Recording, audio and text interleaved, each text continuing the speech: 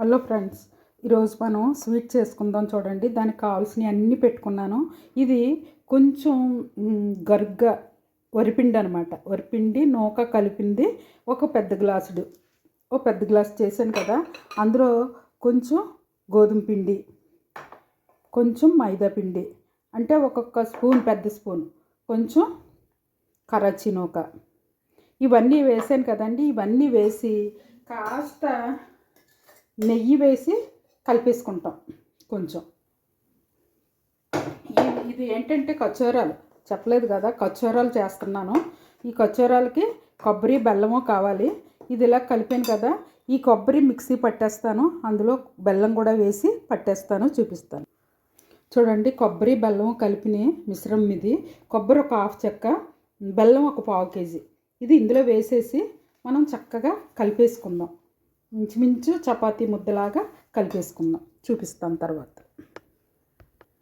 చూడండి, ఇది కొబ్బరి బెల్లంతో కలిపేమేమో ఇంచుమించు ఆ తడి సరిపోయింది. ఒక గరిటె నీళ్లు వేస్తే సరిపోతుంది అనమాట. ఆ వాటర్ అలా వేసి కలిపేస్తాను, ముద్ద చేసేస్తాను. చూడండి, పిండి ఈ రీతిగా కలిపేసుకున్నాను.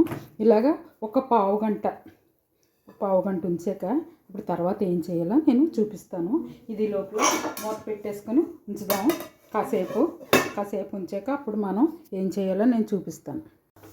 ఇదిగో చూడండి, పిండి ఇలాగ కలిపేసుకున్నాను. 10 నిమిషాలు అయిపోయింది కదా, పావు గంట పైన అయిపోయింది. ఇది ఆ చివర ఈ చివర కట్ చేసి కొంచెం క్రాస్గా ఇలా కట్ చేసుకుందాం. ఇలా కట్ చేసుకున్నవి వేయించుకుంటే చాలా బాగుంటాయి అన్నమాట. ఇలా కట్ చేసి వీటిని కొంచెం షేప్ వచ్చేలాగా కొంచెం ఇలా. ఈ కచ్చరాలు చాలా బాగుంటాయి అన్నమాట.